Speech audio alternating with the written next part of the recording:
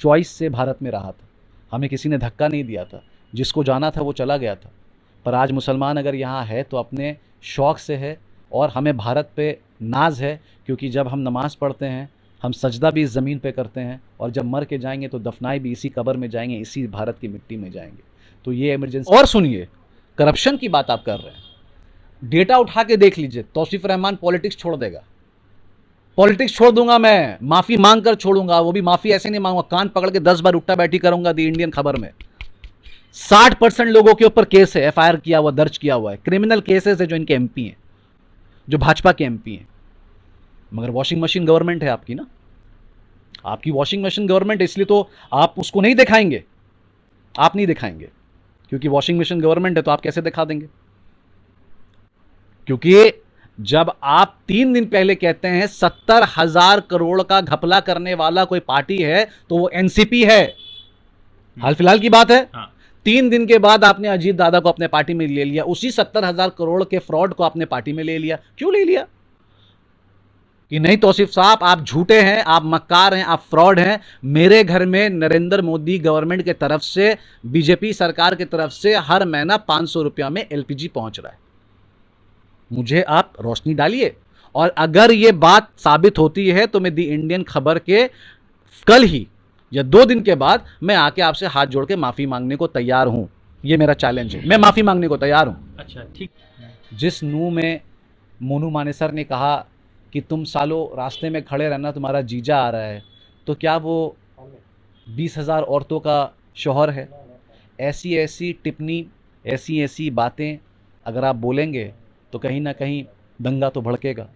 मोनू मानेसर हो या कोई मुसलमान इंसान क्यों ना हो, कोई हिंदुस्तान के संविधान के खिलाफ अगर जो भी उसको तमाचा लगना चाहिए, मगर ये हो नहीं रहा है।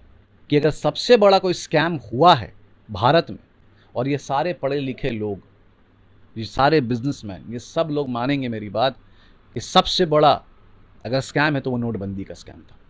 डीमोनेटाइजेशन इतिहास का सबसे बड़ा स्कैम है।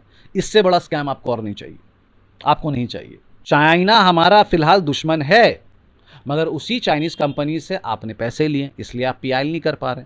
आपने साफ साफ ये बता दिया कि प्रधानमंत्री फंड्स के बारे में आपको जानने की ज़रूरत नहीं है, ठीक है। तो 10 साल में आपने गैस की बात की, कितने लोगों को गैस मिली? आज 1150 रुपये करके गैस। एक सिलेंडर पहुंचाने का मतलब ये थोड़ी ना कि आपका गैस का सप्लाई जा रहा है 500 रुपये करके। अगर मैं गलत हूं तो मुझे कमेंट बॉक्स में आप लोग लिख के बताइए, मेरी नॉलेज बढ़ाइए। मालूम ही नहीं है। बाथरूम की आयोजन की गई, कहाँ कहाँ किसके पास शौचालय दिया गया, उसका कोई प्रमाण नहीं है, कोई प्रमाण नहीं। 200 दिया गया कि 2 लाख दिया गया, उसका प्रमाण नहीं, मुझे ये जानना है। घर की बात हुई, कितना घर दिया गया?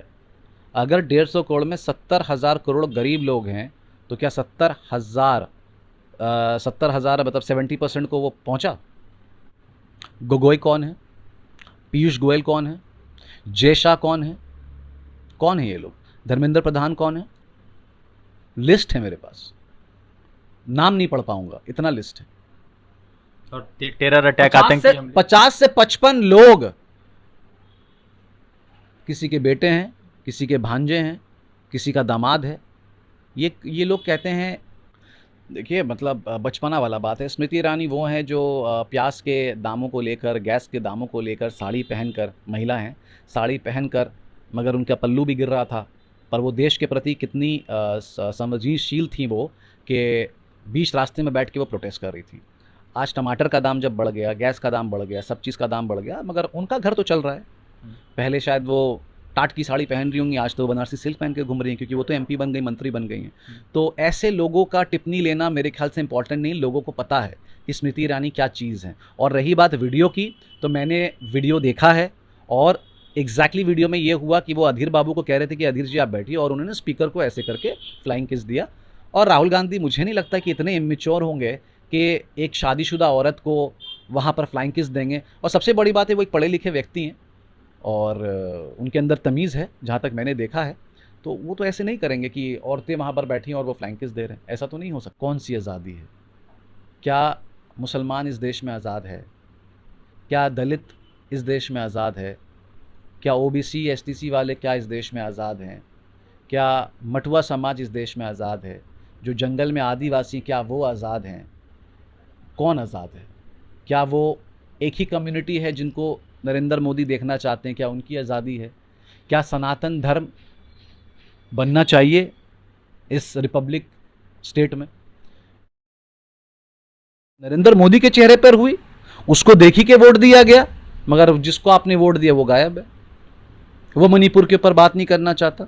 आपको लगता है मणिपुर के ट्राइबल, मणिपुर के मैती, मणिपुर के कुकी उनको माफ़ करेंगे? आज बीरेन्द्र सिंह मैती को लेके बायस है। क्यों? क्योंकि बीरेन्द्र सिंह भी मैती हैं, तो वो एक आंख से नहीं देख रहे। वो कुकी को अलग नज़र से देखते हैं, मैतीस को अलग नज़र से 10 देखते हैं। साल हो गए प्रधानमंत्री नरेंद्र मोदी को लाल किला पर झंडा फहराते हुए।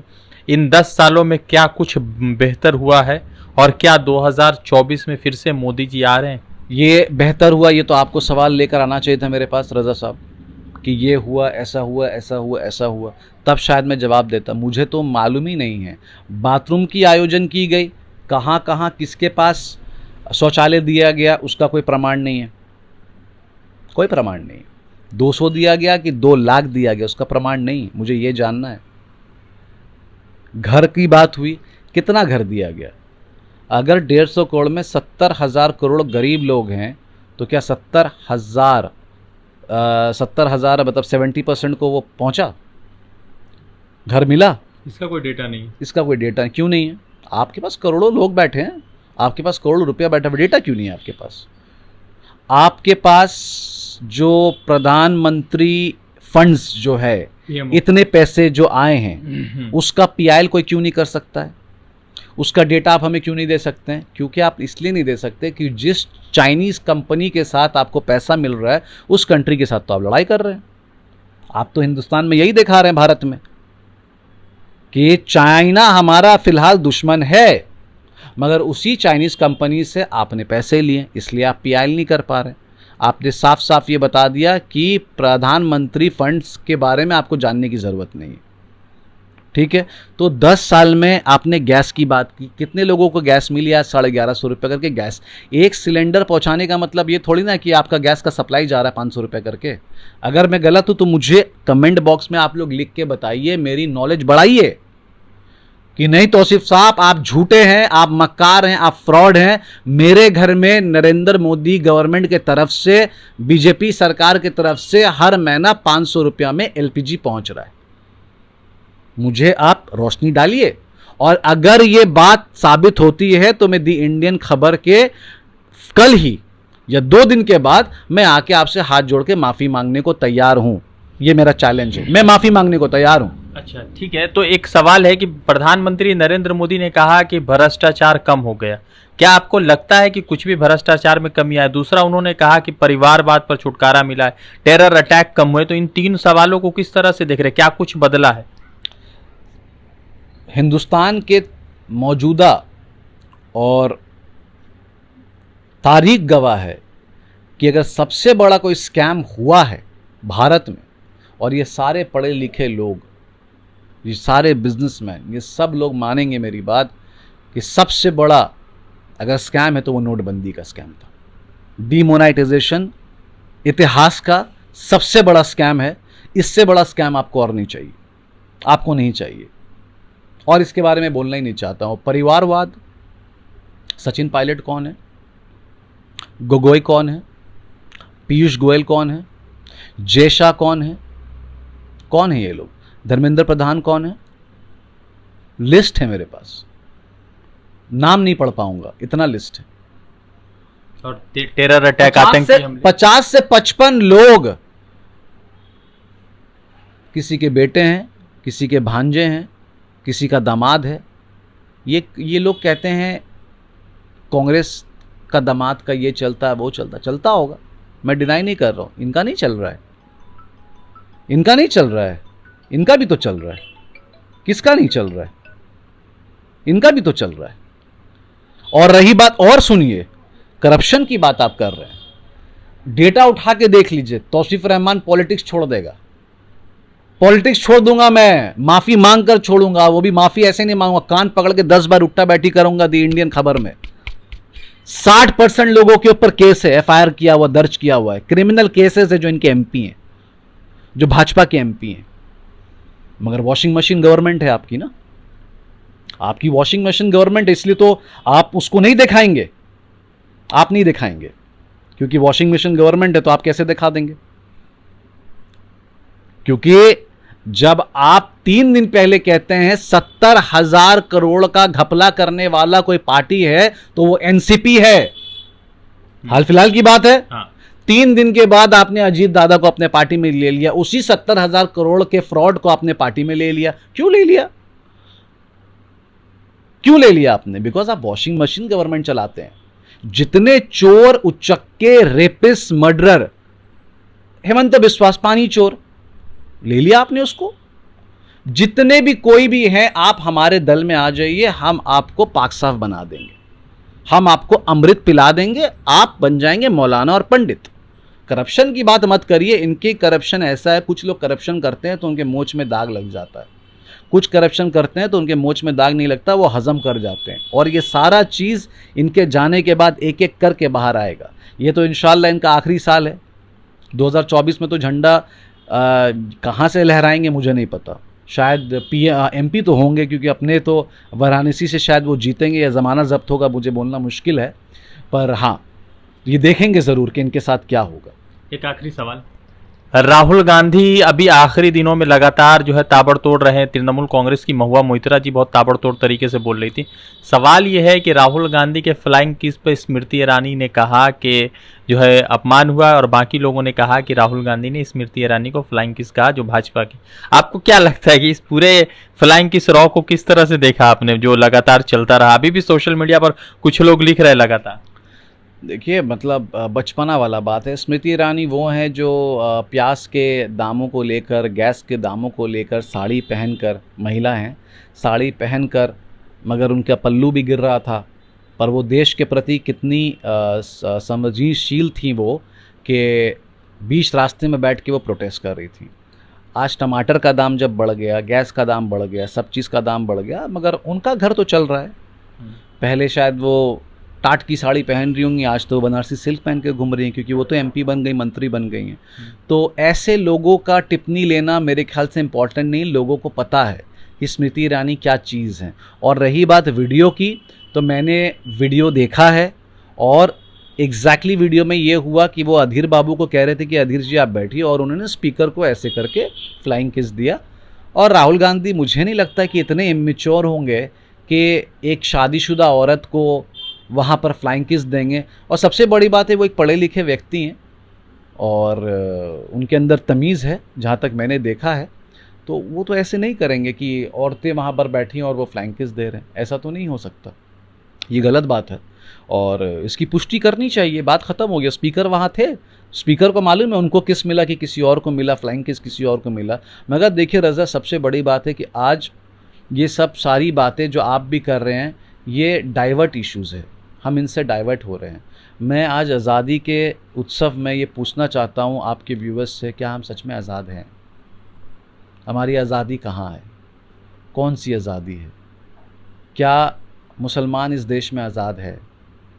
क्या दलित इस देश में आज़ाद है? क्या ओबीसी एसटीसी वाले क्या इस देश में आज़ाद हैं? क्या मटुआ समाज इस देश में आज़ाद है? जो जंगल में आदिवासी, क्या वो आज़ाद हैं? कौन आज़ाद है? क्या वो एक ही कम्युनिटी है जिनको नरेंद्र मोदी देखना चाहते हैं, क्या उनकी आज़ादी है? क्या सनातन धर्म बनना चाहिए इस रिपब्लिक स्टेट में, जिस संविधान में ये लिखा है कि कोई भी रिलीजन को अपने हिसाब से सेलिब्रेट करने का हक है, अपना रिलीजन फॉलो करने का हक है, मंदिर मस्जिद में जाने का हक है? क्या ये हो रहा है? नू में जो हुआ है, जिस नू में मोनू मानेसर ने कहा कि तुम सालों रास्ते में खड़े रहना, तुम्हारा जीजा आ रहा है, तो क्या वो 20,000 औरतों का शौहर है? ऐसी ऐसी टिप्पणी, ऐसी ऐसी बातें अगर आप बोलेंगे तो कहीं ना कहीं दंगा तो भड़केगा। मोनू मानेसर हो या कोई मुसलमान इंसान क्यों ना हो, कोई हिंदुस्तान कि संविधान के खिलाफ अगर जो भी उसको तमाचा लगना चाहिए, मगर ये हो नहीं रहा है। हम खुद एक इमरजेंसी सिचुएशन में बैठे हैं, बोल तो देते हैं कैमरे में बड़ी बड़ी बात, और कहीं ना कहीं डर लगा रहता है कि रात को मेरे घर पे कौन घुसकर मुझे उठा के ले जाएगा, मुझे नहीं पता। मुसलमान के बारे सोचना बहुत ज़रूरी है, क्योंकि सच में सिर्फ मैं मुसलमान हूँ इसलिए नहीं बोल रहा हूँ, मगर सच में क्या मुसलमान भारत में सेफ़ है कि नहीं, ये सवाल मेरे उन सारे हिंदू भाइयों के लिए है जो आज दिल्ली में, बॉम्बे में एक मुसलमान को फ्लैट देने से डिनाई करते हैं। और ये बात हकीकत है, कोई डिनाई नहीं कर सकता इस बात को। आज मुसलमान को दिल्ली, बॉम्बे में फ्लैट देने से आप क्यों इनकार कर रहे हैं?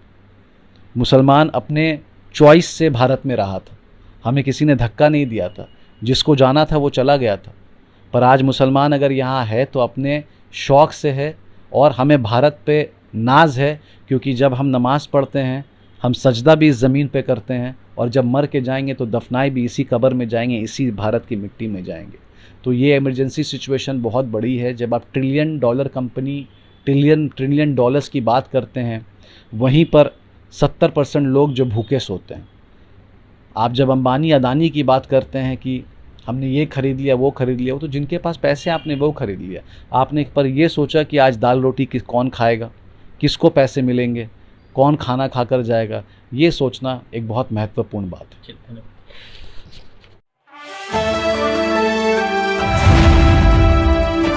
द इंडियन खबर, सच आपके सामने।